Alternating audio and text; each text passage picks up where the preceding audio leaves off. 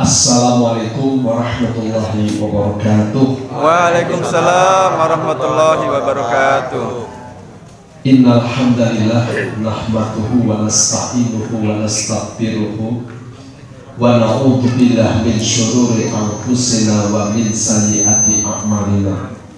May yahdihillahu fala mudilla lahu wa may yudlilhu fala hadiya lahu. Asyhadu an la ilaha illallah wahdahu la syarika lah wa asyhadu anna Muhammad abduhu wa rasuluhu. Allahumma sholli wa sallim ala sayyidina Muhammad wa ala alihi wa sahbihi ajma'in. Amma ba'du, qala Allah ta'ala fil Qur'anil Karim, a'udzu billahi minasyaitonir rajim. Bismillahirrahmanirrahim. Ya ayyuhalladzina amanu kutiba alaikumussyiyam kama kutiba alal ladzina min qablikum la'allakum tattaqun. Shadaqallahu. Ibu-ibu, bapak-bapak, saudara-saudara, adik-adik semuanya yang rawuh rahimakumullah, insyaallah selalu di dalam rahmat kasih sayang Allah Subhanahu wa taala. Amin. Alhamdulillahirabbil alamin. Malam hari ini gerimis tapi malah sejuk rasanya, enggak sumuk dan lebih khidmat pengajiannya, saking khidmatnya ngantuk nanti jadinya.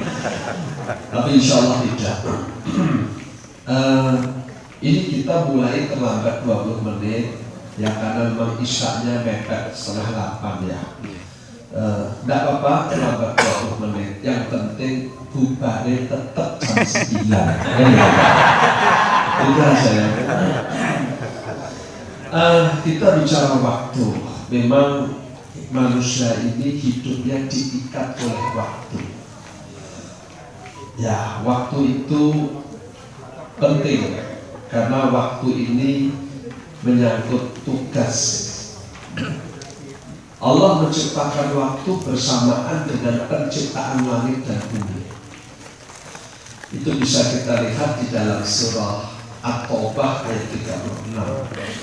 A'udzu billahi minasyaitonir rajim. Inna iddatash syuhur indallah 12 syahra fi kitabillah yauma khalaqas samawati wal arda minha arba'atun hurum fala taqmu fihinna anfusakum.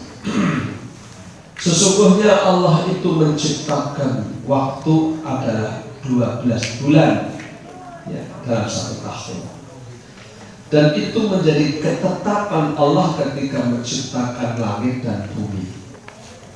Dari 12 itu, yaitu dari Muharram sampai Zulhijjah, ada 4 waktu yang disucikan oleh Allah. Minha arba'atun hurum. Tidak disebut di sana atau 36 apa atau yang mana yang disebut dengan arba'atun hurum, 4 bulan yang disucikan itu. Tapi Nabi Muhammad SAW sebagai sebaik-baik orang untuk menafsirkan Al-Quran, beliau menjelaskan di waktu Haji Wada.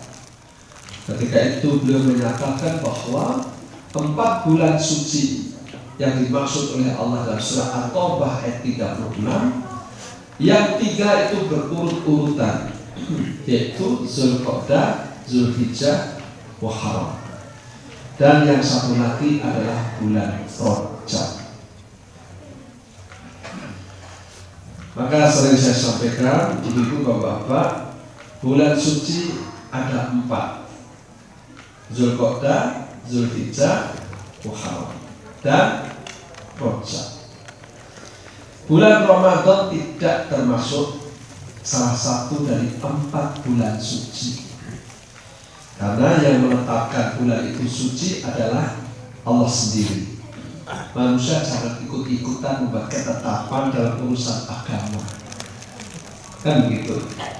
Karena masih banyak panitia masjid yang bikin spanduk menyambut bulan Ramadan dengan kalimat marhaban ya Ramadan, terus di bawahnya ditulis selamat datang bulan suci Ramadan. Ini namanya BCS, banter ceto salah, gitu ya. Kan bikin malu itu, ya. Jadi bulan suci itu Zulqa'dah, Zulhijjah, Muharram dan Rajab. Kebetulan Zulqa'dah ini sering dikaitkan dengan ibadah haji, karena memang bulan Zulqa'dah di samping bulan suci, bulan Zulqa'dah termasuk bulan haji. Kita ketahui bulan haji itu adalah Syawal, Zulqa'dah dan Zulhijjah. Maka bapak-bapak, ibu-ibu, kalau kita itu mau haji, umroh wajib kita lakukan di bulan Syawal itu sudah boleh. Tapi sepertinya jarang itu sama melaksanakan umroh wajib. Biasanya kalau ada orang umroh di bulan Syawal juga umroh sunnah biasa. Orang mulai umroh wajib biasanya Zulqa'dah, seperti Indonesia misalnya. Nanti insya Allah haji akan terbang yang pertama itu tanggal 23 Mei 2023. Tanggal 23 Mei itu sudah Zulqa'dah. Sehingga kalau sudah 23 sudah Zulqa'dah, itu umroh sunnah ditutup. Karena sudah dipakai untuk kegiatan haji. Maka untuk haji, umroh sudah tak boleh lagi. Zulhijjah apalagi, karena Zulhijjah puncaknya orang ibadah haji, yaitu wukuf tanggal 9 Zulhijjah. Untuk ibadah silakan sampai habis bulan Zulhijjah boleh tawaf ibadah. Kemudian bulan Muharram ini bukan bulan haji, akan tapi dia bulan suci yang sering dimanfaatkan untuk pulang dari ibadah haji. Sehingga biasanya pemerintah Arab Saudi juga menutup Mekah untuk umroh sunnah selama masih ada jamaah haji yang belum pulang di bulan Muharram. Nggak tahu nanti kalau 2023 ini. Tapi biasanya orang boleh haji itu kalau sudah Safar. Boleh umroh itu kalau sudah Safar. Sehingga bapak-bapak, ibu-ibu, kalau orang ingin umroh di bulan suci itu tidak bisa lagi Zulqa'dah, Zulhijjah, Muharram. Satu-satunya ada di bulan Rajab, begitu. Kebetulan saya kalau Rajab itu umroh itu. Kemarin Februari saya berangkat, pas Rajab itu ya, Masya Allah, orang berbondong-bondong untuk ibadah di bulan suci Rajab ke tanah suci, begitu. Sampai penuh itu rasanya. Nah, bagaimana dengan Syawal? Dengan ini Sya'ban. Nah, setelah Rajab, Sya'ban ini bulan biasa. Sementara besok sudah masuk bulan Ramadan. Sehingga bulan Sya'ban sering diberi nama bulan yang dilupakan. Mesake Sya'ban. Ya. Karena orang yang diingat-ingat itu bulan Ramadan. Gitu ya. Jadi Sya'ban ini nasibnya diapit oleh 2 bulan suci. 2 bulan istimewa, yaitu bulan Rajab sebagai bulan suci dan bulan Ramadan sebagai sering disebut sebagai bulan yang penuh dengan keberkahan. Sebelum saya lanjutkan tentang waktu ini, saya kok dapat kabar katanya teh di Masjid Taqwa ini lebih enak kalau pas anget gitu. Ini isunya benar apa enggak, ini perlu di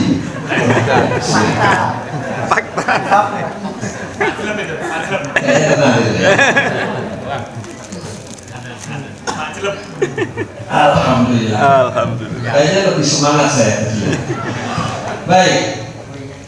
Jadi bulan Sya'ban sering dilupakan. Tapi ada loh doa yang sering diucapkan orang ini juga dari Nabi SAW menyebut-nyebut bulan Sya'ban. Dalam doa itu dikatakan Allahumma barik lana fima rajabana wa sya'bana wa balikna Ramadan. Ya Allah, berilah keberkahan untuk kami di bulan Rajab dan di bulan Sya'ban. dan sampaikan kami ya Allah untuk berjumpa dengan bulan Ramadan. Jadi Nabi SAW itu sejak Rajab sudah mengingat bulan Ramadan. Betapa persiapan untuk Ramadan jauh sebelum Ramadan itu tiba. Sejak Rajab menyebut-nyebut kata Ramadan. Ya Allah, berkahilah Rajabku, berkahilah Sya'banku, gitu ya. Ya, namanya berkah itu apa? Yaitu banyak kebaikan di sana. Itu namanya barokah. Ya, misalnya tanah yang barokah itu tidak harus subur seperti Tawangmangu. Ya, tidak. Masjidil Haram, Masjidil Aqsa dalam istilah Isra Mi'raj disebut oleh Allah alladzi barakna haulahu. Itu adalah tanah yang diberkahi oleh Allah di sekitarnya. Padahal kalau menurut ilmu pertanahan itu kan nggak begitu subur, apalagi Mekah. Mana ada pohon yang tumbuh di Mekah, betul nggak? Nggak ada sampai sekarang, nggak ada. Tapi kenapa disebut tanah yang diberkahi? Karena tempat itu banyak diutus Nabi dan Rasul Allah. Tidak ada Nabi yang diutus di Baki, tidak ada. Ya, Nabi itu ya di situ Masjidil Haram atau Masjidil Aqsa, sekitar situ. Itulah berkah. Jadi berkah itu banyak kebaikannya. Bapak-bapak, ibu-ibu, kalau rezekinya berkah, insya Allah banyak baiknya. Betul nggak? Kayak ini ibu-ibu, bapak-bapak, kita ini kata Nabi SAW, kalau rezekinya sudah berkah, bangun tidur, badannya sehat, yang dimakan hari ini sudah ada, hatinya tentram, sudah. Berarti kita sudah menggenggam dunia di tangan kita. Enak toh? Mantap toh?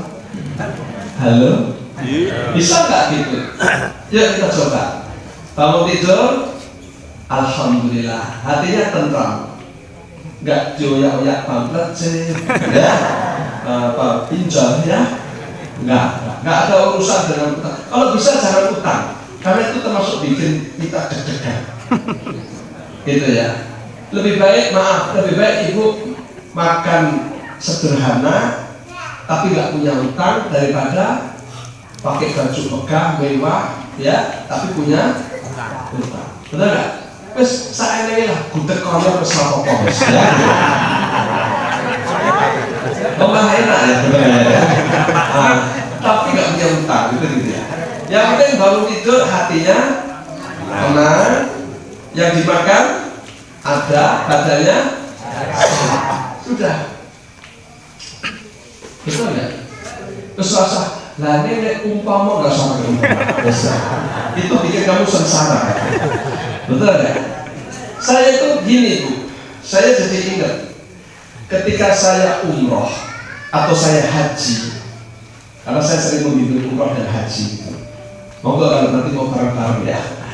Saya itu sering begini, punya pikiran gini, saya mau, misalnya besok saya mau haji, insya Allah tahun ini saya haji lagi, insya Allah. Ketika saya haji, itu saya sering berpikir gini, uang untuk orang rumah sudah tak kasih. Sekarang saya tinggal di Mekah 40 hari, enaknya tinggal ibadah. Itu pikiran saya. Pikiran saya itu. Sehingga saya di Mekah itu tinggal salat, pulang, tidur, ngaji, makan, salat, pulang, tidur, ngaji, makan. Saya menikmati itu. Tapi setelah sampai di Indonesia, itu sok umat benar. Ya, banyak yang diurus gitu ya. Apa anak, apalah gitu ya. Apa deg-degan manidin gitu ya. Tapi setelah saya pikir-pikir, aku kan wis tua iki, wis wida, ya toh. Hidup saya kayaknya selama ini baik-baik saja. Jadi yang bikin saya deg-degan itu setan aslinya, ya kan? Terus saya pikir, kenapa saya menikmati hidup hanya waktu haji? Padahal sebetulnya di sini pun jajannya kan podo yang Mekah ya, betul? Aslinya ada ini kan juga podo anggar awake sehat. Kan tinggal duit sing eneng dicake wong umumnya ya sakmono wae kan gitu ya. Kemudian kita tinggal makan, tidur, salat, ngaji, kan jatuh tinggal menikmati hidup kalau kita ini. Kok ruwet, ya ada apa gitu? Ya kan gitu. Nah kadang-kadang ada orang itu menginginkan sesuatu yang lain-lain gitu. Ya, misalnya tadi ada iklan rokok gede banget gitu. Saya lihat, kan kamu belum punya rokok, kan saya nggak butuh rokok. Betul nggak? Ketika ada orang naik mobil Lamborghini, kan saya nggak butuh mobil Lamborghini. Kenapa saya harus pusing lihat orang punya mobil Lamborghini? Betul nggak? Nah, jadi bagi saya yang penting saya syukuri yang apa saya ada. Maka begitu saya mulai punya kepahaman itu, saya lebih menikmati hidup ini. Seperti yang ditunjukkan Nabi, aslinya tangi turu awakmu sehat, hatimu ayem, sentok dahar enten, kamu sudah menggenggam dunia. Kenapa kita kok angin hidup itu? Ya kan? Maka saya kalau dari rumah ke sini itu saya menikmati banget. Alhamdulillah awakku sehat, tinggal ibadah, pengajian, ketemu ibu-ibu, ya tak? Tapi kebalik ini mestinya ibu di depan ya. Jadi saya nonton padang gitu. Ya, kalau lihat bapak-bapaknya deg-degan. Ya, jadi intinya kita menikmati hidup untuk ibadah. Itu enggak? Pulang tinggal istirahat. Ya nanti jam 3 bangun. Enak tinggal sholat. Kesel ya turu. Gitu ya Bu ya. Bahwa kok tinggal 5 menit subuh ya witir. Udah baik kok. Saya enggak target tuh harus tahajud 11 rakaat, kok kesel mendadak 11 rakaat, ya enggak? Yang penting saya Allah baca Al-Quran sebanyak-banyaknya gitu, kurang lebih 15 menit, kita kesel ya serukuk gitu saja. Pokoknya asik aja lah, gitu. Kalau kata Gus Bahar, kamu ibadah itu sak nyamanmu aja. Kenapa harus di 11 rakaat? Kok kayak kesel nih? Kok ada hitung-hitung mulu kayaknya ya?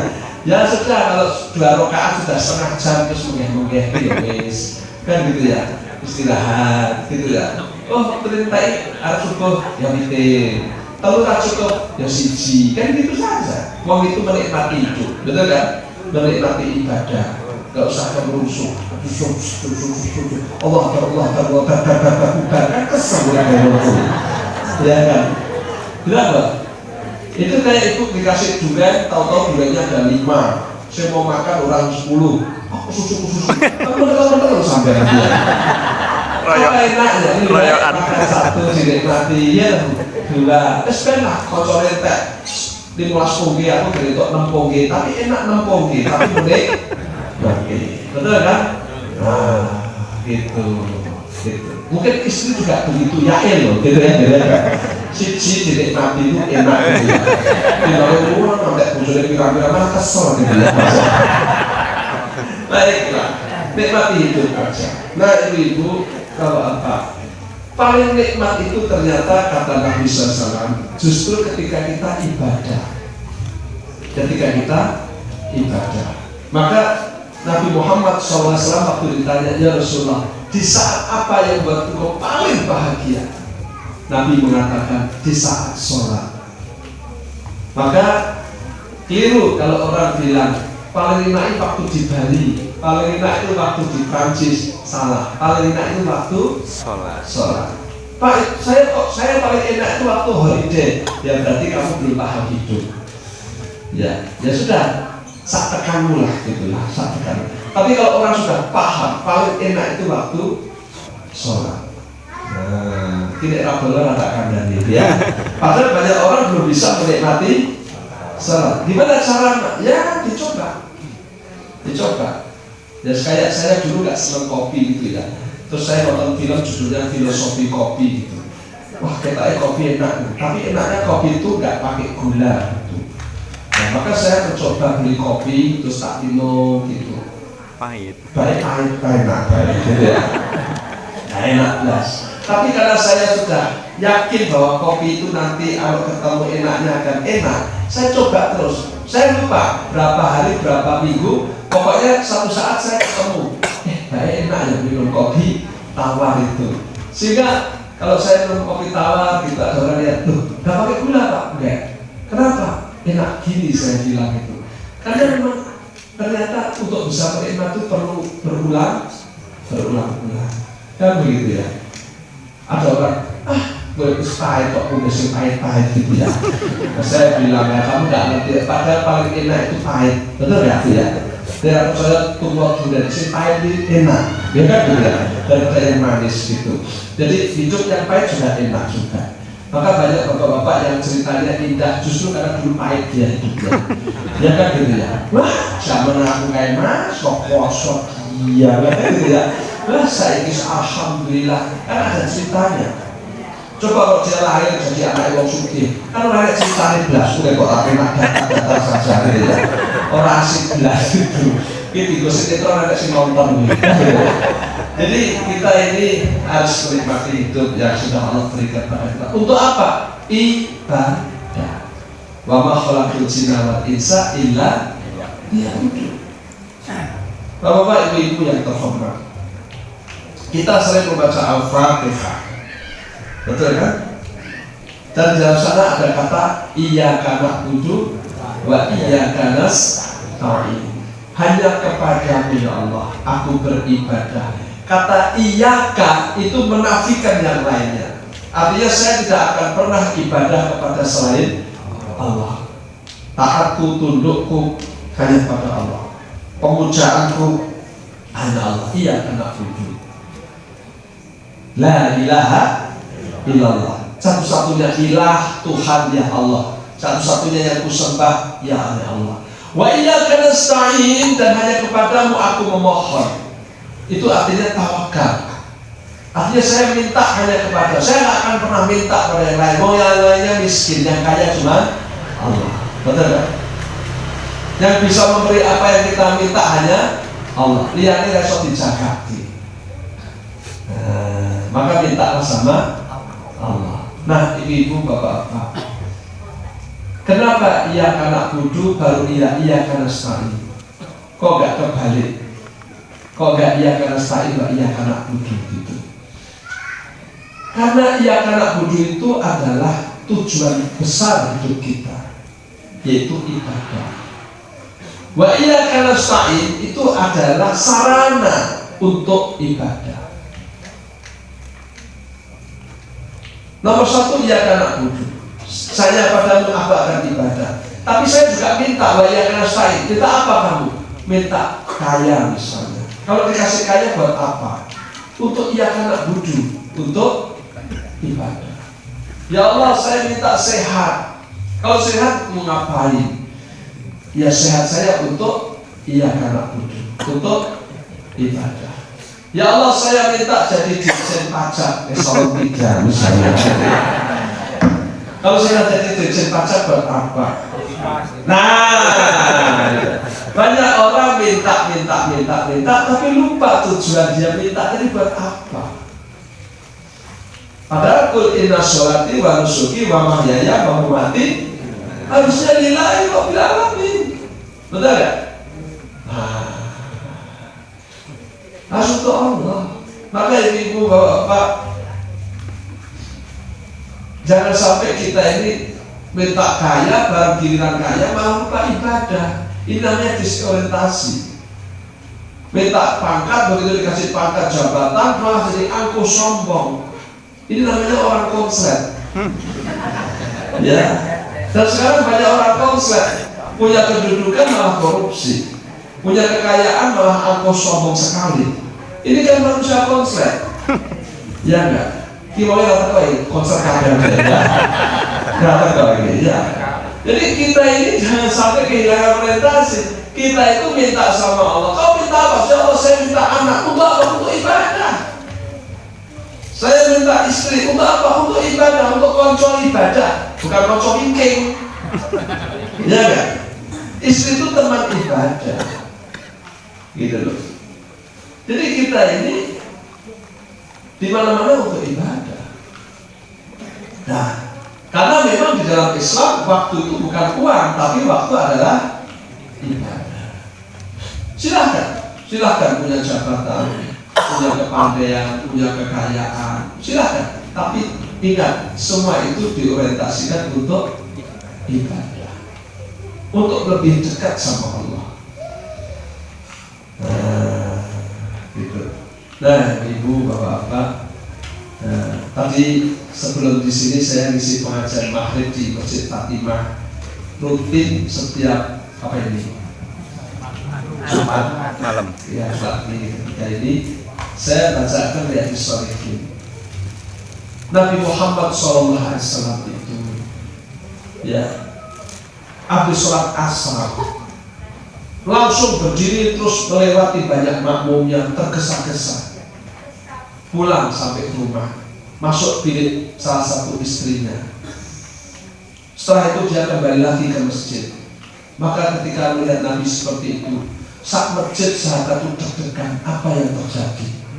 Gak biasa-biasanya Rasulullah itu habis sholat langsung kayak lari pulang gitu. Terus belum ditanya, Nabi tahu karena semua pada bengong. Nabi bilang, ketahuilah, aku ingat waktu sholat, ternyata aku punya sekeping emas di rumahku yang belum aku bagikan untuk orang-orang. Aku tidak ingin malam ini emas itu masih ada di dalam rumahku, karena aku khawatir itu menjadi yang memperlambat hisabku di depan Allah Subhanahu wa Ta'ala. Jadi Nabi itu kalau punya duit, punya emas, itu pucat wajahnya.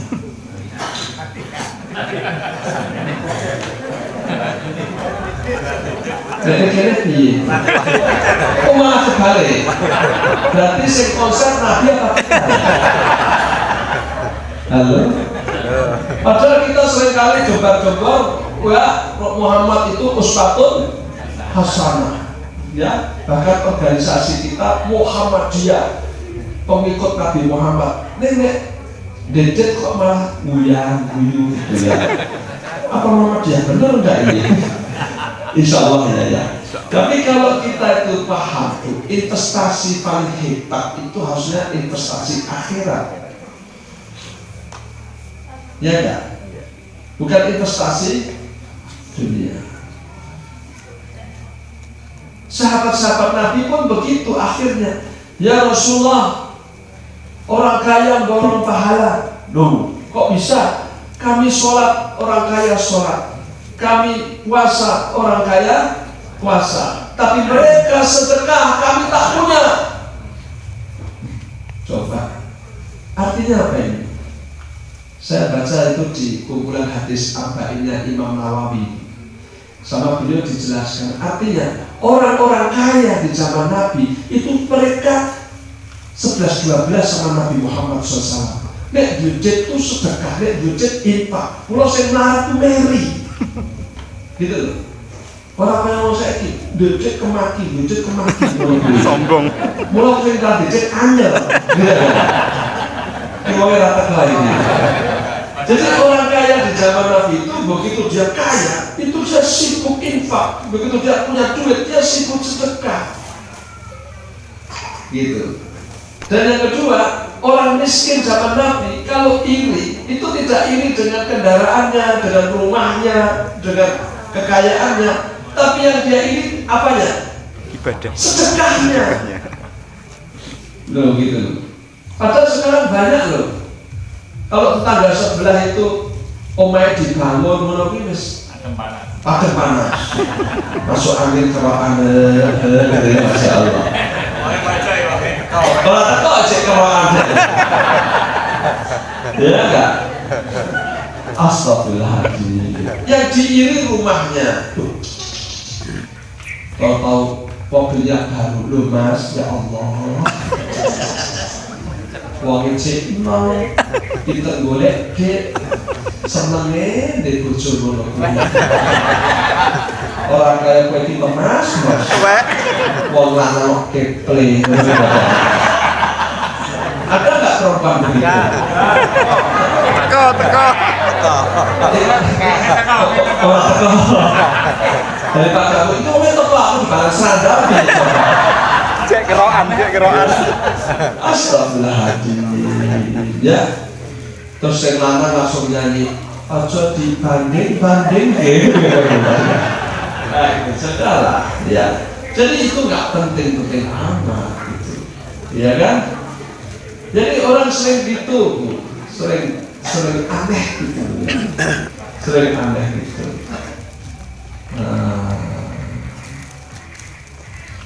Coba kita ini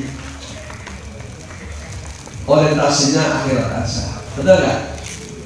Asik-asik aja hidup ini. Pokoknya apa yang Allah beri dinikmati, sisanya untuk untuk mentaati Allah. Nah, maka ingin saya sampaikan juga bahwa sebentar lagi kita masuk bulan Ramadan. Wah, ini paling bagus untuk istilahnya lockdown ya. Ya, supaya kita ini gini Ibu Bapak. Pisau itu kalau setajam apapun, kalau dipakai terus untuk ngiris terus, lama-lama ya kedul. Betul nggak? Dia perlu diasah supaya kembali tajam. Coba lihat itu orang yang di pasar itu, yang tukang daging atau dia sapi, dia beresok, wah tajam ya. Tapi sebentar diistirahatkan pisau itu diasah. Karena kalau dipakai terus sesuai ketul, kalau udah ketul tidak ada gunanya, mas gitu kan, rusak dagingnya dan lama kerjanya. Tapi kalau diasah itu semakin tajam dan semakin cepat dia kerjanya. Jadi Ramadan ini adalah bentuk mengasah jiwa kita, rohani kita supaya kembali tajam. Bentuknya puasa 1 bulan. Walaupun sebetulnya setiap hari kita juga diasah, dipertajam rohani kita dengan sholat 5 waktu. Kerja, ya kan? 6 jam, 7 jam diasah duhur, 3 jam diasah asar, betul nggak? 3 jam diasah maghrib, betul kan? Nah, sehingga cerdas, tajam rohaninya, bisa melihat ini benar, ini salah, bisa memilah dan memilih, itu karena punya ketajaman rohani. Tapi kalau orang nggak pernah diasah rohaninya, biar dia jenderal bintang 2, tetap ketul. Ya tak? Tidak, saya tanya minah hasa apa sobat apa sambung gitu ya. Kenapa orang ini jadi tumpul? Karena nggak pernah terasah hatinya. Ya, tidak ngerti. Ini benar, ini salah, ini baik, ini buruk, ini manfaat, ini mudarat, ini halal, ini haram, ini diridhoi, ini dilaknat. Nggak cerdas. Nah, mudah-mudahan nanti puasa Ramadan kita menjadi hamba Allah yang cerdas. Insyaallah. Insyaallah. Ya, ini ada kecerdasan rohani. Nah, tentu jangan sampai kita seperti yang dibilang Nabi SAW. Banyak orang puasa tapi dapatnya cuma lapar dan dahaga. Nah, ini kan ini. Ya, kenapa bisa begitu? Karena orang ini hanya memahami faktor fikihnya, bahwa puasa adalah tidak makan, tidak minum, tidak hubungan seks dari subuh sampai maghrib. Wes, baru substansinya, hakikatnya dia nggak ngerti. Ya, padahal substansi itu penting. Puasa itu banyak hikmah di sana. Yang pasti adalah pengendalian hawa nafsu. Itulah yang dipuasakan. Semua hamba Allah puasa. Bahkan Nabi Adam itu ujian pertamanya bukan sholat tapi puasa, yaitu puasa menahan diri untuk tidak mendekat pada pohon terlarang. Itu kan menahan diri, puasa. Adam tidak lulus itu, ya, tidak lulus. Maka kemudian Allah hukum, dikeluarkan dari surga. Maka nanti kalau sampai bulan Ramadan orang tidak dapat ampunan Allah, tidak lulus, itu pasti orang celaka. Konslet. Ya, karena aneh gitu loh. Sebab bulan Ramadan itu pintu surga dibuka lebar-lebar, pintu neraka ditutup rapat, setan dibelenggu, jin dibelenggu. Penak apa penak? Bayangkan kalau kita masuk ruangan, pintunya cuma 1, pintu surga, pintu neraka ditutup. Kita mau nggak mau masuknya harus lewat pintu surga. Kenapa masuk surga? kok masih ada yang nggak masuk surga? Kok aneh? Iya toh, kan konslet itu. Pintu surga ditutup, dia malah duduk di depan pintu neraka. Iya surga. Dikandani yo, kan surga dibuka. Iki pintu neraka mah didodoki. Terus acane akeh gitu. Lha iki ditutup lho kok malah dodok boten rokok konten sak bukake. Allah Akbar. Ki wong ora tak bagi. Masya Allah. Kalau orang ini paham Bu, harusnya suka dengan pintu surga yang dibuka. Lah iyalah, mau baru pintu apa itu Bonbin Safari Solo dibuka itu, wah langsung berduyun-duyun pergi ke Safari Solo. Masuk aku barang. Dan aku dijak bojoku loh. Ayo bang lihat Safari Solo dibuka loh. Ya, tapi dibuka. Ojo setelah minggu aku kau, kamu mesti kebak Senin baik. Ternyata Senin pun penuh. Parkirnya udah jauh. Padahal gemblok kepek loh. Masya Allah. Dan yang lebih menyakitkan lagi, kepeknya waktu pertunjukan itu. Namanya Nadia. Astagfirullahaladzim. Piye kamu ya Allah? Aku gak bisa protes Bu, itu namanya dia. Kok ya persis kalau jenenge anakku. Kan gitu. Anakku itu siji tok jenenge Nadia, jenenge kepek. Masya Allah, dari Sulawesi ikhlas gitu ya. Nah gitu. Jadi kita ini ya daya keluarga pintu kepek dibuka seneng. Kok pintu surga dibuka kok malah semuanya piye, ya kan? Nah, maka sukacita, marhaban ya Ramadan, selamat datang. Marhaban itu rahib itu artinya lapang. Ya, ini kayak tempat ini rahib, tempat yang lapang.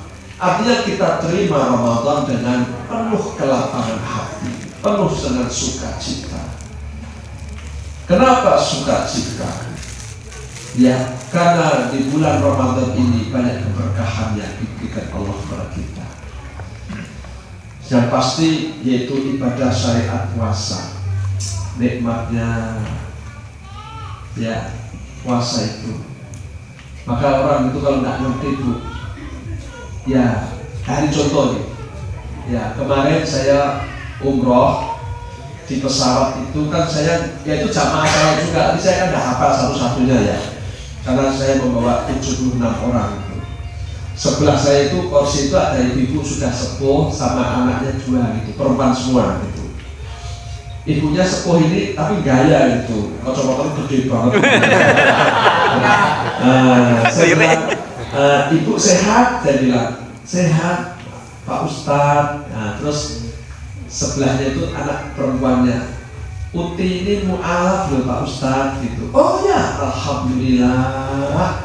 Selamat ya jadi orang Islam ya Allah gitu. Iya, saya sudah berdoa sama Allah, saya juga mu'alaf Pak Ustadz. Tapi saya tahun 17 umroh kata anaknya sama suami saya. Waktu saya itu di Mekah saya doa terus mudah-mudahan Uti ini masuk Islam. Saya doain banget gitu. Nah, kok bapaknya nggak didoain? Saya bilang, kan bapak sudah meninggal sejak tahun 90. Jadi bapak belum sempat mu'alaf. Oh gitu. Jadi ibu ini janda sejak tahun 90. Ya Allah, suwene. Singapura nanti saya ikut rondo. Nah, betah jadi rondo deh. Tapi memang janda ini dirayu angel loh. Bu kok kira bilang tuwek bilangnya memang mau kedok itu tuwek ya. Lain sama teman saya haji umurnya 80 loh. Itu datang dewean Mbah. Tak berarti konsol gelem ora sopo gitu langsung. Aku kaget ya. Saya kaget kok dia namanya wis tuwek kok ora ngomong ya. kaget aku, sopo jadi Ibu Haji saya bilang, Uti ya, terus ceritanya Uti kalau nggak mau Islam sampai lama gimana ceritanya? Yaitu saya itu sebetulnya saya itu Islam seneng, sejak dulu itu lihat orang Islam itu saya seneng. Cuman saya itu takutnya nanti kalau saya Islam saya disuruh puasa Ramadan. Puasa 1 bulan. Kayak kalau ngopo menderitanya puasa kok 1 bulan. Mana saya ada sakit gula Pak Ustaz.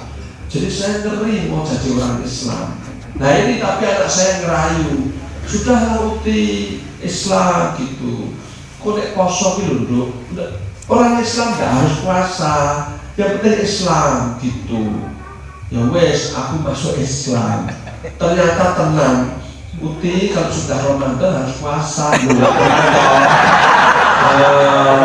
Ramadan itu kan kosong enggak gitu. Kalau Uti nggak kuat, boleh nggak puasa. Tapi harus coba dulu gitu. Nggak taunya Uti ini merasa seger badannya gara-gara puasa. Kok aku lebih enak ya gitu. Saking senengnya kebablasan. Sekarang Uti rajin Senin Kemis.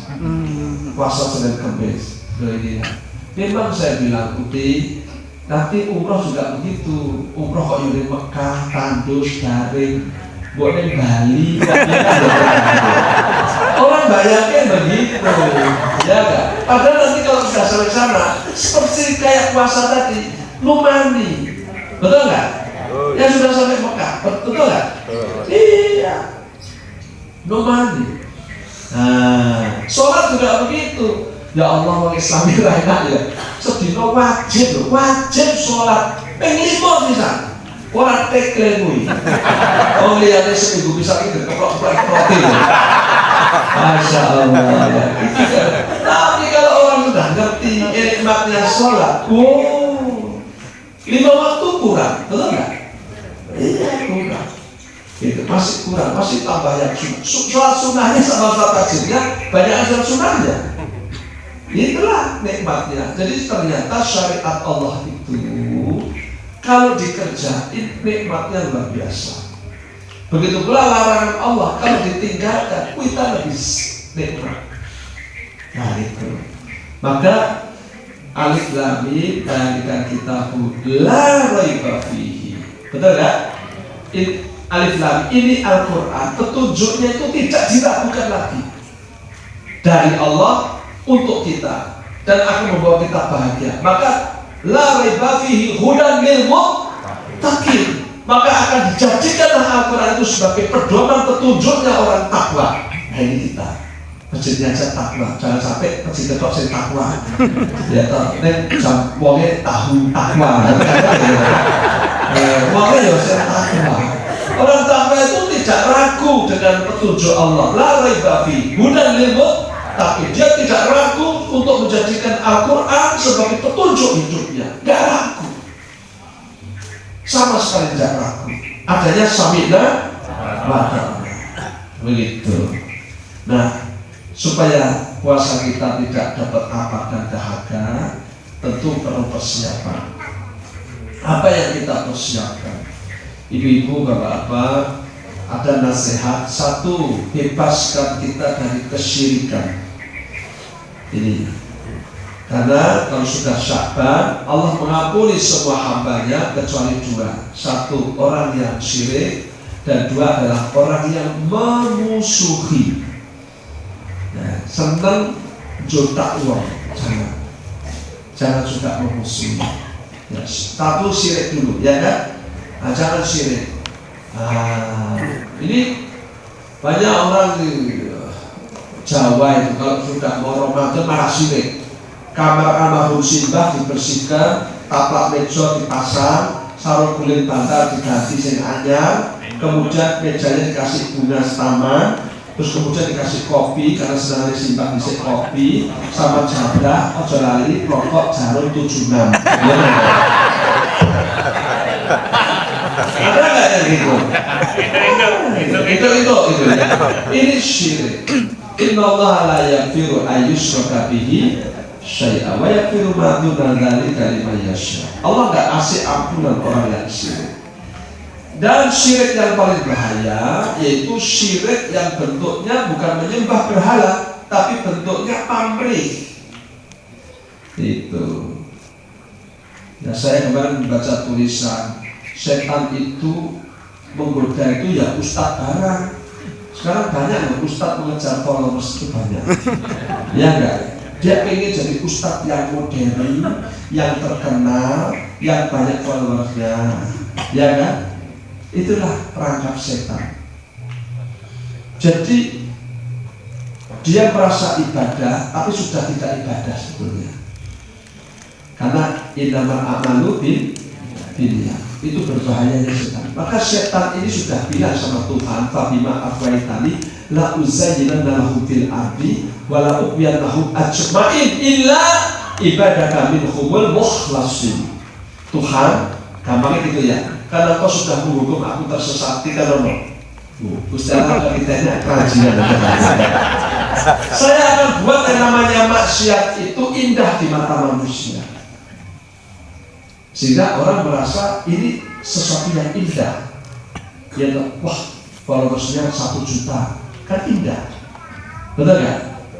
Wah, dia sekarang begini, kan indah. Ini ya.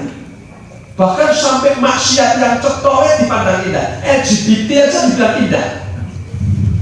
Itu sepak bola Jerman, ya Amerika waktu datang di Qatar, dia mau bawa simbol-simbol LGBT. Oleh pemerintah Qatar dilarang, dia protes. Bahkan pemain sepak bolanya Jerman itu waktu foto bukan ragu-ragu sama teman-temannya, tapi menutupi mulutnya sebagai bentuk protes. Kenapa dia protes? Karena menurut dia LGBT itu indah. Coba, dia nggak ngerti kalau ini maksiat, ini jorok, ini keji, nggak ngerti. Maka orang kalau nggak dibimbing Al-Quran nggak ngerti. Maka saya bilang, kalau sampai pergi ke Amerika, Eropa, belajar teknologi, ilmu pengetahuan, yes oke. Tapi kalau belajar tentang baik dan buruk, jangan ke sana. Dia nggak ngerti. Pergilah ke Purbaya. Ya. Amin. Ini boleh tahu kata ini. Ya enggak? Karena kita yang lebih ngerti nilai yang baik dan buruk, mereka nggak ngerti. Maka lucu, orang Asia belajar tata nilai sama orang Eropa, Amerika, konslet sampai. Maaf ya, salah satunya hak asasi manusia. Ini kan pelajaran mereka, keliru. Tapi kita suka bahkan sekarang sudah ada menteri HAM barang ya. Terus baju konslet kabeh. Yang benar apa? Bukan hak asasi, kewajiban asasi manusia. Siapa yang melaksanakan kewajibannya, maka semua orang akan dapat haknya. Tapi kalau orang hanya berpikir hak, maka kewajibannya lupa. Dan tahu nggak jangka panjangnya hak asasi manusia? Apa? Maksiat. Maka seperti kemarin LGBT kan juga bilang, loh itu kecil dosa dan sebagainya. Wah itu agama keras. Kita ini melindungi hak asasi seks minoritas. Loh, ada seks minoritas kan? Dulu ada agama minoritas, sekarang ada seks minoritas. Kalau memang dia senangnya laki dia sakit, buat jangan diganggu. Itu kan hak asasinya orang yang punya seks minoritas. Pintere Yahudi di situ. Maka jangan kaget nanti di akhir zaman ada orang berzina di tengah jalan sampai nggak bisa apa-apa atas nama apa? Hak asasi manusia. Jangan kaget.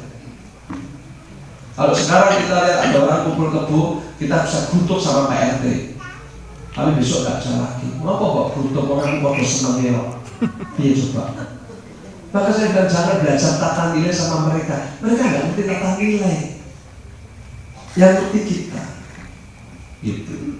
Sama bonus lagi. Satu lagi jangan belajar sama Eropa. Apa? Masakan. Nggak enak masakan mereka. Enak masakannya di bubur banyak. Benar ya? Karena yang tahu rempah-rempah kita, mulai jalan ke sana, ke Turki, ke Eropa, ke Amerika. Masalahnya semua ngomong-ngomong, burger, terus ke kita, ada liane. Meramak gelap gitu, enggak gitu ya. Gitu ya. Coba ibu lihat ke sana, mulai netizen nyatu, coba sondo korong, kayak gitu ya. Ya enggak? Jadi dua, satu jangan, ini guyonannya satu tentang masa Anda ini. Yang penting tadi tata nilai. Nah, maka kita diajari oleh Allah tata nilai mana yang baik, mana yang buruk. betul nggak? Dan ada doa sampai ke sana, Allahumma arinal haqqa haqqa warzuqna ittiba'ah wa arinal batila batila warzuqna ijtinabah. Ya Allah, tunjukkan aku bisa melihat yang benar itu adalah benar, karena banyak yang nggak bisa melihat yang benar itu benar. Dan berilah aku kemampuan untuk mengamalkannya, karena banyak orang tahu ini sih benar, tapi dia nggak bisa mengamalkan. Jangan aku ngerti salah HP, ini buruk iso lebih. Ada nggak? Ada. Jangan aku ngerti itu salah, ini piye yo lebih tuh. Kok aku neng barang itu loh. Betul kan? Hanya coba kita. Nah, ini maka satu, bebaskan kita daripada syirik. Yang kedua, daripada pamrih, supaya bersih hati kita di dalam mentaati Allah semata-mata karena Allah Subhanahu wa Ta'ala, semata-mata. Maka puasa itu mengajarkan pada kita untuk ikhlas. Kalau tidak ikhlas nggak mungkin puasa, betul nggak? Karena orang kalau sholat masih bisa pamrih karena dilihat orang. Haji apalagi karena sunnahnya pamitan. Zakat banyak yang diberi, banyak yang ngerti, banyak yang tahu. Tapi kalau puasa kan nggak ada yang tahu. Kalau nggak ikhlas nggak mungkin puasa. Siapa tahu ini puasa apa enggak? Kita ilmu sepeda dari pojokan. Karena gelegekan ini gelegekan sate. Kayak dari sana. Tapi ada ibu-ibu yang wah semangat dia suruh kerja ini dulu, tapi betul-betul puasa. Itu kayak sepak bola itu Sadio Mane, Muhammad Salah, betul nggak? Atau yang Jerman Zidane, itu orangnya sepak bolanya kerajinan tapi puasa.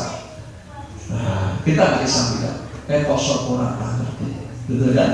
Ini keikhlasan. Dan yang kedua, orang puasa itu bisa menghadirkan Allah dalam hidupnya. Maka orang mau marah gak jadi. Kenapa? Ini soal aku baru puasa. Kan gitu ya. Mau minum gak ada orang. Ketika dia buka, aku puasa. Betul gak? Makanya ibu di dapur baru sendiri tidak akan minum. Betul kan? Karena mampu. Orang kalau sudah mampu menghadirkan Allah dalam dirinya, dia gak berani minum sedikit, gak berani. Apalagi korupsi, gak berani. Maka orang yang berani korupsi itu pasti tidak bisa menghadirkan Tuhan dalam hidupnya. Ada seorang tukang pembala kambing di atas gunung, didatangi oleh Umar bin Khattab. Dia ngerti kalau yang datang ini Umar. Nah, itu kambing siapa? Tuanku katanya. Aku bayar satu ya, kamu terima duitnya, aku terima kambingnya. Piye? Bingung, saya nggak perlu jual. Kantong ono duitnya, kata Umar. Mau nggak? Fa'in Allah, kata anak itu. Kalau begitu Allah di mana? Coba. Tukang angon pertanyaannya cerdas dan luar biasa karena dia ahli ibadah. Fa'in Allah. Kalau begitu Allah di mana? Umar terkejut dengan jawaban itu. Dipeluklah anak gembala ini. Ya Allah, atas secah angon jujurnya kok ngalahke dirjen pajak. Aneh. Ya gitu. Aneh sih, betul gak? Maka Umar, sekarang kau pulang, ikut aku.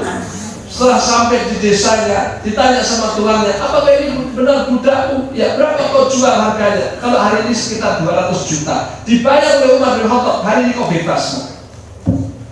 Ini kualitas takwa, mampu menghadirkan Tuhan di dalam hidupnya, sehingga tak tergoda oleh pajak. Gitu ya. Allah Akbar. Inilah Bapak Ibu. Ya. Nah, penting lagi Bapak Ibu rahmatullah. Di bulan Ramadan Nabi Muhammad SAW itu disebut-sebut lebih pemurah daripada angin yang berhembus. Padahal Nabi itu setiap hari sangat pemurah. Setiap hari Nabi itu lomo, ya, nyoh, bahkan ditambahin nyohnya. Tapi kalau Ramadan lebih lagi, bisa dibayangkan kayak apa itu Nabi SAW. Maka mari kita dimotivasi, siapa yang masih berbuka satu orang, dia akan dapat 2 pahala puasa. Satu pahalanya sendiri, yang kedua pahalanya orang yang diberi dia berbuka tanpa mengurangi pahala yang dia kasih buka. Bayangkan kalau ngasih buka wong sak masjid takwa iki. Ya Allah, wong 100 itu dengan pahalanya 1 siji. Kan gitu ya. Maka ibu jangan takut sedekah di bulan Ramadan. Kan ya, afdal sedekah di Ramadan. Karena sebaik-baik sedekah itu di bulan Ramadan. Bagusnya sedekah itu kapan ya Rasulullah? Ketika kau masih takut miskin dan masih kepingin kaya dan badanmu sehat, itu saat yang paling tepat untuk sedekah. Jangan ketika nyawa sudah sampai tenggorokan, kamu baru bilang ini buat sebulan, itu buat sebulan, ini buat sebulan. Telat. Banyak ya. Ketika di dunia disuruh sedekah, dia hitung-hitungan terus, akhirnya mati rajin sedekah. Ini baru mati, Robin, lau akhartani ila ajalin qarib la asyaddaqa wa aku minas sholihin. Wahai Tuhanku, andai kau tunda matiku sebentar saja, aku mau sedekah biar aku jadi orang yang soleh. Ini kan konsep. Kebalik dia. Di saatnya dia sedekah, dia hitung-hitungan. Tapi di saatnya dia berhitung dengan Tuhan, malah dia mau sedekah. Kan konsep sebenarnya. Iki maya hitung-hitungan. Kok arep mang sedekah? Lah sedekah dulu waktu di dunia kamu malah hitung-hitungan. Padahal mestinya waktu di dunia ini kita nggak hitung-hitungan sedekah. Bukan karena Allah sudah berfirman dalam hadis qudsi, siapa yang infak maka aku akan infak kepada orang itu. Jadi jangan ikuti itu hemat pangkal kaya. Itu pelajaran orang pelit. Ya, saya jengkel tuh, wong berarti kudu setipi, nanti kok gemi gitu ya. Itu genah kacang hijau di katroli. Ya enggak begitu cara hidup. Sedekahlah, maka kamu akan dikayakan oleh Allah Subhanahu wa ta'ala. Gitu. Dan sedekah yang paling baik itu kerabat dulu. Sedekah sama anaknya, SPP-nya dibayar. Ya, sama istrinya dikasih makan, kasih pakaian. Itu. Jangan teman-temannya di KPN bojone ngelundang. Daster sek kayak. Ya. Betul nggak? Kalau sudah kepada kiri kanannya, betul nggak? Siapa kiri kanannya? Ponakan, sepupu, kakak itu. Ketika turun ayat lantaran birrohata tuntiku mimma tuhibbun, kamu tidak disebut orang baik sehingga engkau mau infakkan harta yang paling engkau cintai. Datanglah Tolha kepada Nabi SAW. Ya Rasulullah, kalau memang begitu harta yang paling aku cintai Beiruha. Beiruha itu kebun kurma Tolha yang ada di depan Masjid Nabawi. Kebun kurmanya Tolha ini ada mata airnya yang jernih, lagi segar rasanya. Rasulullah SAW pun sering minum air dari kebun kurma Beiruha punyanya Tolha. Ya Rasulullah, itu saya infakkan. Coba, orang sahabat itu kalau dengar ayat langsung dipraktekkan. Kalau sekarang kan sering dibuat ilmu tok itu, pengetahuan. Iya tak?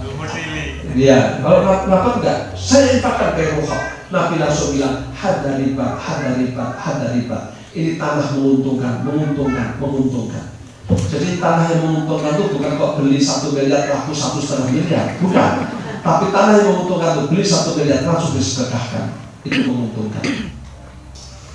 Terus Nabi tanya, ya Tolha, kau punya kerabat yang miskin? Ada ya Rasulullah, bagikan saudaramu yang miskin. Itu karena terbaik. Dapat 2 pahala, sedekah, yang kedua silaturahim. Tujuannya sih ditanya Nabi. Coba sih tengok Yusuf Mansur, entek.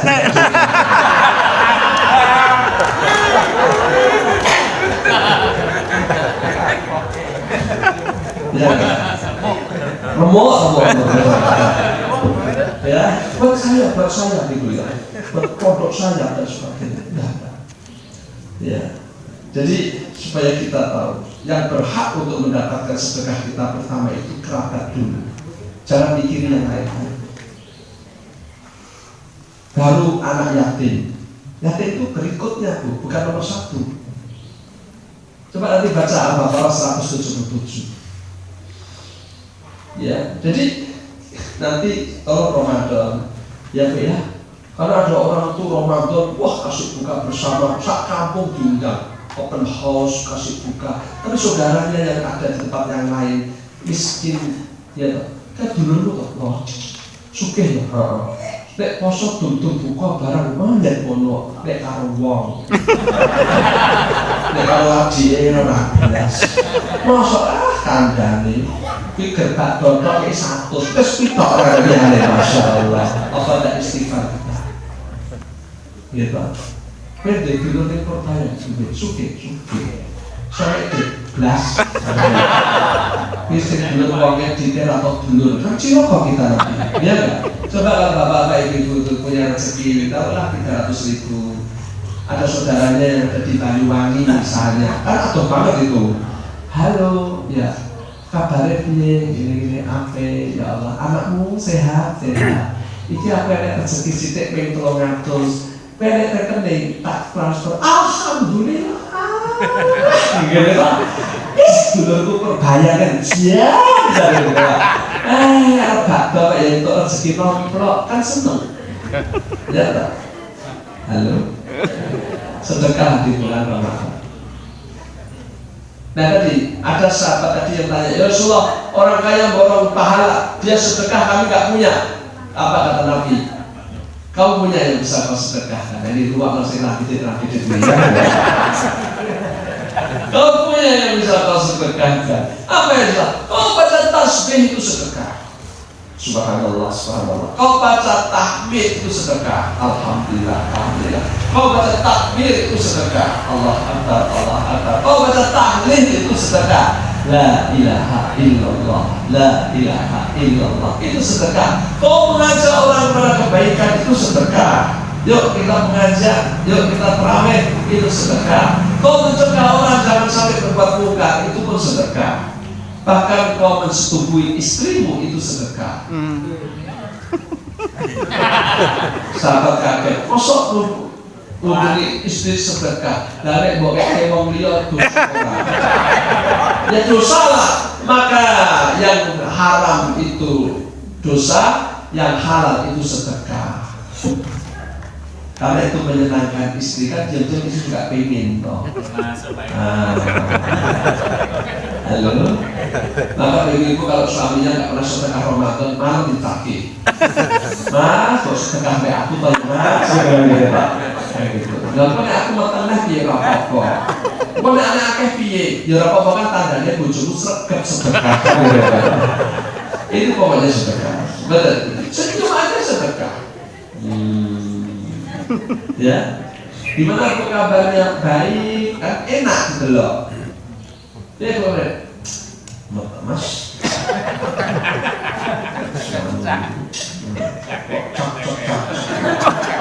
Harus berasa ya.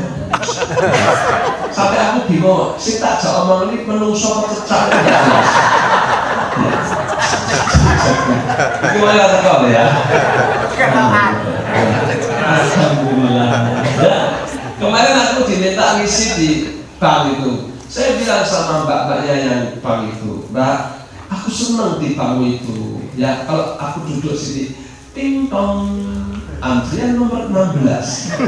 Aku datang si mbak yang sudah berdiri. Ada yang bisa dibantu kan? Aku senang kayak gitu ya, kalau narik lambilnya. Silakan, kan api gitu loh. Bahwa itu dibawa ke rumah. Ya enggak? Jadi sama suamimu juga gitu. Jadi kalau kau di rumah, nanti suamimu ke rumah ya. Kamu sambut itu kayak kau menyambut nasabahmu, buka pintunya. Ada bisa dibantu mas? Kan masih seneng. Halo? Bisa nggak bu? Halo? Iya. Silakan. Assalamualaikum. Brasin teh. Anjani orangnya mungkin agak beras. Assalamualaikum. Ini mau datang lagi ya? Oke, ini gue baca ya.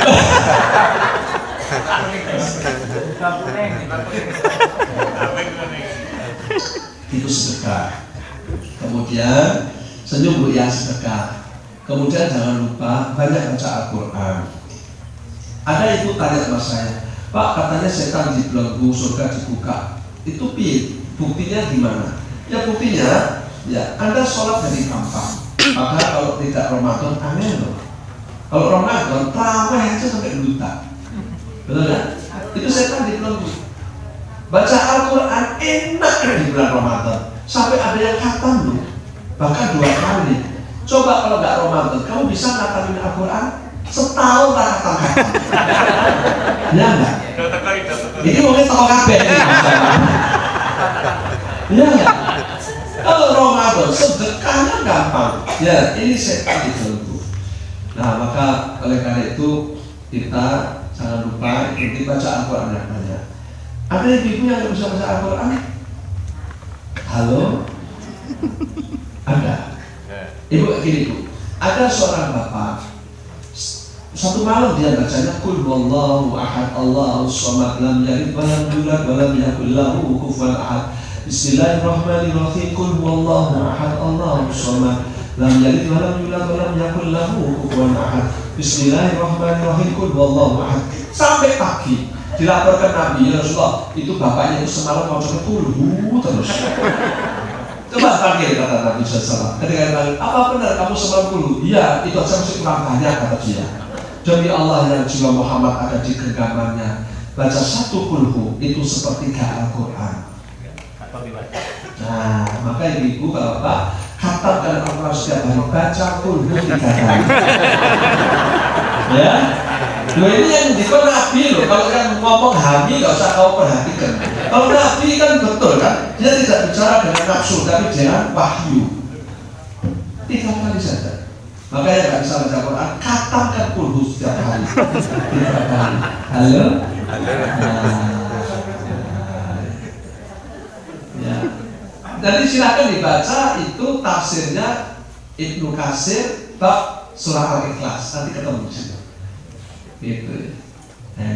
Kulhu itu luar biasa. Bahkan ada Nabi waktu udah lewat dengan suatu sahabat, ini cerita kulhu ya. Ada orang di dalam rumah baru baca Qul huwallahu ahad Allahus samad lam yalid wa lam yulad wa lam yakul lahu kufuwan ahad. Nabi bilang, orang ini masuk. Sahabat langsung tanya, masuk kemana ya Rasulullah? Masuk surga. Kenapa Nabi bilang orang ini masuk? Kok nggak bilang orang ini masuk surga? Kenapa? Supaya sahabat ini tanya, sehingga lebih mantap. Orang ini masuk, pasti dia tanya, masuk mana ya Rasulullah? Masuk surga. Maka orang yang ahli baca Qul huwallahu ahad pasti masuk surga. Ini adalah bola ratakan tadi. Dah gini tetanggaku ada tanya apa enggak? Kalau dia baca kulhu tapi korupsi apa yang masuk surga? Kamu kalau ketemu Imam Nawawi, kamu dimarahi, saya bilang. Itu termasuk pertanyaan bid'ah. Ya, cara belajar agama nggak begitu. Ketika Nabi Muhammad SAW membuat pernyataan, orang ini masuk. Sahabat yang ada bertanya, masuk mana ya Rasulullah? Dari pertanyaan ini Nabi menjawab, masuk surga. Kemudian sahabat tadi merasa cukup, tidak bertanya lagi. Ya sudah, kamu cukupkan itu. Jangan nambah-nambah pertanyaan. Gitu. Paham nggak? Ya sudah, kalau sudah cukup ya sudah. Iya toh, kayak gaya penikmati objek teko. Nikmati saja, kulhu kamu masuk surga. Ada lagi tentang kulhu, sekalian ya Bu ya. Ada pasukan yang dibentuk Nabi untuk pergi jihad. Pimpinannya pasukan tadi kalau di jalan jadi imam yang dibaca kulhu terus. Kalau ngimami kulhu, padahal dia bisa layan tapi kulhu terus. Akhirnya waktu pulang dilaporkan Nabi SAW, ya Rasulullah, semuanya lancar, cuma satu dari masalah. Apa? Itu kalau jadi imam itu dibaca kulhu, tidak bisa yang lain ya gitu. Dipanggil Nabi SAW. Apa benar kamu waktu mimpin pasukanmu kau jadi imam bacanya kulhu? Iya Rasulullah. Kenapa? Saya senang dengan kulhu karena di situ ada sifat-sifat Allah yang saya suka. Rasulullah tersenyum, engkau dicintai oleh Allah Subhanahu wa Ta'ala. Maka orang yang senang baca kulhu dicintai Allah. Nah, Dan yang terakhir kulhu lagi. Nabi mengatakan siapa yang baca kulhu al-falaq anas di pagi dan baca kulhu falaq anas di waktu sore, Allah cukupkan rezeki hari itu bahkan berlebih. Nah, enak toh, mantap toh. Insya Allah enak kiri beceran. Nah, baca kulhu falaq anas di waktu pagi, baca kulhu falaq anas di waktu sore. Bang lecet tutup. Ya, insya Allah. Ya. Baiklah, ibu bapak maunya baca Al-Quran sebanyak-banyaknya. Begitu kan di bulan Ramadan. Terakhir kayaknya sama nih. Enggak lari ya. Lah tenang toh 9:30 ya toh. Ya Allah, kebablasan setengah jam toh ya Allah. Ya. Kayaknya Rasulullah itu kalau sudah tanggal 20 beliau lockdown bahasa coronanya. Bahasa Nabi iktikaf di masjid 10 hari 10 malam, tidak meninggalkan masjid, lebih taat kepada Allah. Coba kalau bisa ya kayak Nabi, nenek Raiso ya coba ngeten lah. Mosok sudah nggak iktikaf tapi malah hilang dari peredaran. Ternyata tidak cari ampunan, tapi dia cari diskonan. Gimana itu kalau dia? Astagfirullahaladzim. Ada nggak Bu? Ada. Ya, sibuk dengan goreng emping, goreng kacang. Ya Allah, apalagi yang mudik-mudik ini. Terus dengan poso. Dalam kebak jalan tol ini pakai macet. Berita di TV germacet terus. Coba kalau orang Islam itu kayak Nabi, mulai tanggal 20 masuk masjid, tidak ada yang keluar dari masjid sampai Lebaran. Aku yakin Pak polisi mumpet di dalam. Dan ada yang mau lewati Lebaran. Ini di ngomong ini, jadi kok. Adalah itikaf. Kita enggak itikafnya hitin rano dulu. Atau jam 11 pagi, jam 3 mulai. Tapi kabar gembiranya, walaupun itu nggak ada contohnya dari Nabi, para ulama membolehkan. Ya, saya lihat ulama itu orangnya hatinya lembut. Mungkin dia mesake, misalnya ke jam 11, jam 11 gitu ya. Jam 11 tak kau lagi saja tolong jam mulai toh. Tapi di sahur, kita batal. Padahal Nabi SAW itu 10 hari sebelum, bahkan puasa beliau yang terakhir di tanggal 10 Hijriah itu, beliau puasanya itikafnya sejak tanggal 10 Ramadan. Jadi 20 hari beliau itikaf. Itu di saat terakhir beliau hendak meninggal dunia. Jadi Bapak Ibu, andai kata kita nggak bisa kayak Nabi SAW, minimal frekuensi ibadah kita jangan berkurang di saat 10 hari terakhir dari bulan Ramadan. Mudah-mudahan Allah memahamkan kita dengan ayat-ayatnya, dimudahkan kita untuk mengamalkan perintahnya, kita semua dikasih sehat walafiat, bisa menikmati ibadah di bulan Ramadan dan jadi hamba Allah yang mendapatkan ampunan dan menjadi manusia yang berkualitas takwa. Karena ini tujuan besar daripada Ramadan. La'allahu tattaqun. Mari kita berdoa. Bismillahirrahmanirrahim. Alhamdulillahirabbil alamin. Hamdan yuwaffi ni'mah wa yukafi mazidah.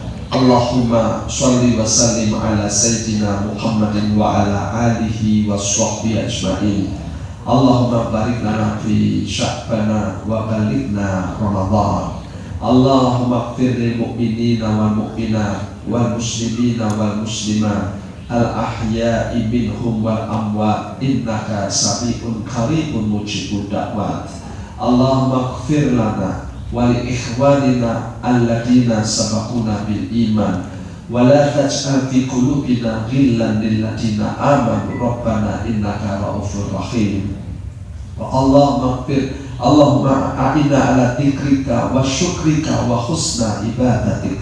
Allahumma ij'alna syakura wa ja'alna syakura wa ja'alna fi ayna saghira wa fi a'yunin nas kabira. Allahumma inna nas'aluka al-huda wat tuqa wal afafa wal ghina. Rabbana hab lana min azwajina wa dhurriyyatina qurrata a'yun waj'alna lil muttaqina imama. Allahumma arinal haqqa haqqan warzuqna ittiba'ah wa arinal batila batila warzuqna istinabah. Rabbana atina fid dunya hasanah wa fil akhirati hasanah wa qina adzabannar. Subhana rabbika rabbil izzati amma yasifun wassalamun alal mursalin walhamdulillahi rabbil alamin. Al-kalam wabillahi taufiq wal hidayah. Assalamualaikum warahmatullahi wabarakatuh. Waalaikumsalam.